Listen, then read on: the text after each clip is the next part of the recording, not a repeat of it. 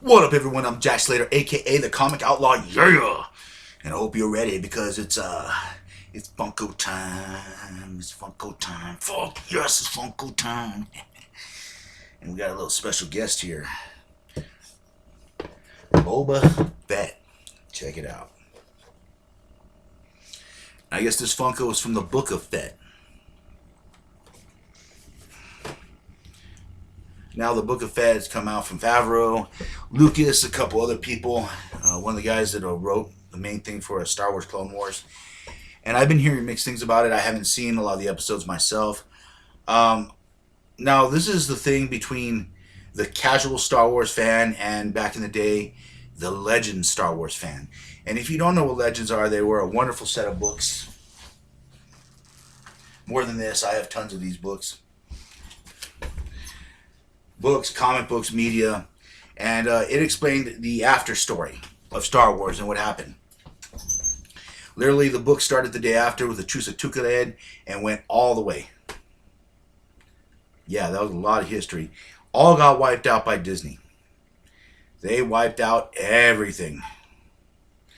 And now they've been bastardizing it and using bits and pieces whenever they see fit. Cutting, pasting, whatever they want. Which sort of destroyed the first three movies. And they've basically been one giant dumpster fire. Thank you, Kathleen Kennedy. I'm going to step up my high horse for that one. And now these Book of Boba Fett, and they're trying to do everything they can to fix the Star Wars brand. They're releasing a Kenobi series, which I am excited about. Now, Boba Fett, or Boba, whatever you want to call him.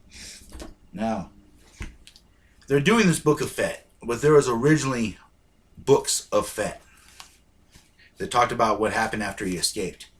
They were the hard merchandise books.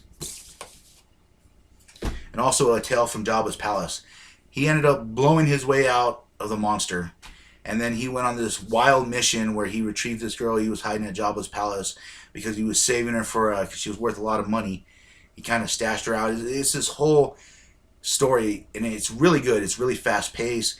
You get to know Boba a bit more, his personality, and that's what people actually liked. And that's why he had so many different fans. Of course, Boba had his appearance in that Wookiee special, the Life for the Fourth of Life special they had that was so terrible they never played it again. And also he had an appearance in a cartoon called Droids, which was a continuation. They made two cartoons in the 80s.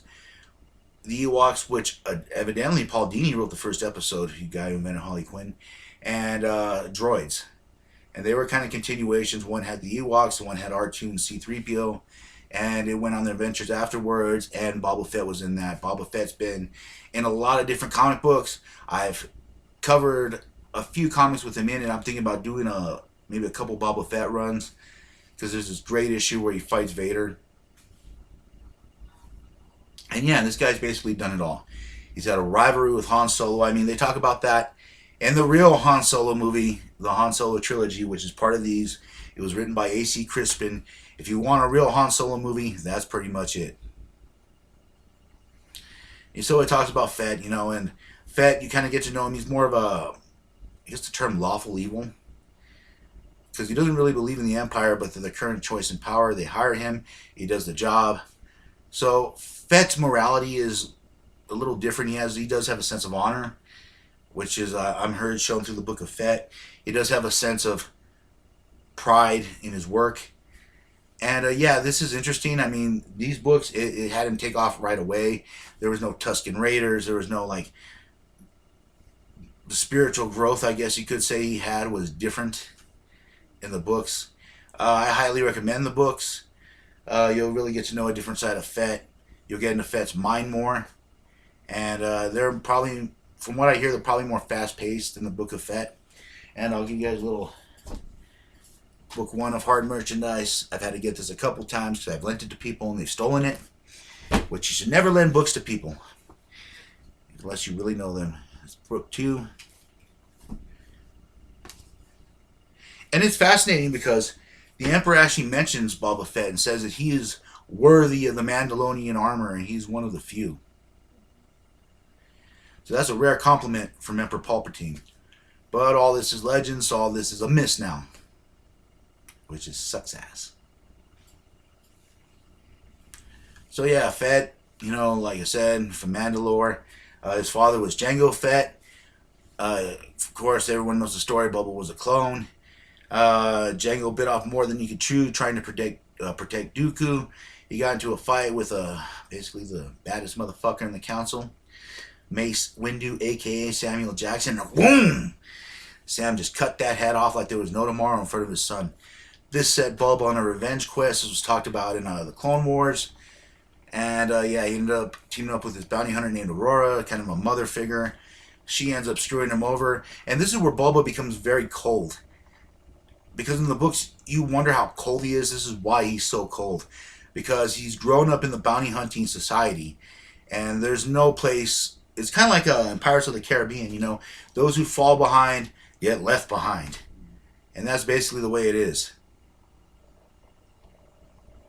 Yeah, actually the pirates and the bounty hunters' codes are kind of the same. So Boba gets a very interesting definition of loyalty. And plus he's been screwed over by different bounty hunters over the years, so it's a whole different thing. But let's open it up, huh? You don't need the key for the city for this one, and this is the other character it comes with, in case you guys are interested. This is what I love about Funko. They just pop right out.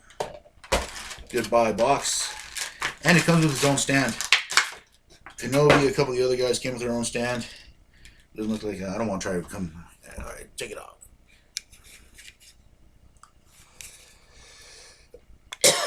And he is a bobblehead. Now, what I do notice about this armor, and in the Book of Fett, his armor is like a darker green. And from what I understand, he takes over Jabba's palace from Jabba's number 2, who ended up getting his brain removed and then put into another body of his own race. It's a whole thing. I guess they wanted to use that legend story, but they won't use these. But yeah, it's really cool. Like I said, he really tailored his armor after his father, Jango. You see his guns, his weapons. And I love the helmet. I love the battle-worn detail. Because Boba never kept his armor clean like Jango did. Jango's armor was always clean, neat, like he was just coming off the factory. Boba's is dented. He takes pride in his work. There's always, as you can see from the shirt, there's always nicks, scratches, battle scars. And that's who Boba was. I mean, his whole identity was wrapped up in being the greatest bounty hunter ever. And yes, he does have a grudge against Han Solo. We're going to state that now. And it actually followed him through years and years of legends. Him actually tutoring Solo's son for a bit. Like I said, man, this story is complex. I mean, there's like 40 years of history afterwards. They totally deep fried. So I highly recommend Legends. You'll get a better idea of who Boba was and what they're trying to borrow from.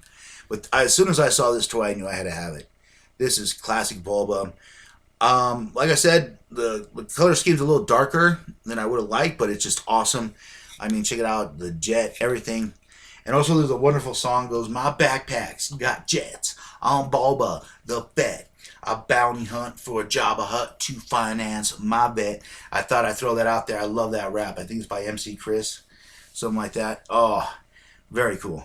Like I said, if you want to get to know Boba, read the books, the hard merchandise books, the comics, Tales from Jabba's Palace, the Han Solo trilogy. Boba pops up in so many different legend stories. It's actually ridiculous. That's how people actually got to know and love this enigmatic bounty hunter. And yes, he's a complicated character, but those are the characters that we end up loving. He's like an anti-hero. He's kind of the Pell Rider of the Star Wars universe. And if you don't want to know what that means, look that shit up. You know, he was a man with no name until they made a Mandalorian series with literally a man with no name. So he was one of those old Western types. That's kind of what the Mandalorians represented back before they filled in the blanks on everything. So this is Boba the Fett, or Boba Fett. Sorry, I got that song stuck in my head. The bounty hunter to finance my bet. Like I said, I'm happy I got this Funko. I love this, a bobblehead. I look forward to seeing the Book of Fett. I'll probably do a review on it. I'll be doing a few Boba Fett comics. I know you guys have been asking me what I've been doing, but hey, I need a break too. crime doesn't pay for itself. I have to go out and do my own thing sometimes, if you know what I'm saying. But there will be more videos this month. I guarantee that. We'll be wrapping up the Fantastic Four, She-Hulk, and we'll be jumping into new stuff as we finish out the Age of Apocalypse and the Joe Fix-It saga, which is a long, long saga. And anyways, I'm Jack Slater, the Comic Outlaw, and I'll catch you on the flip side. Yeah.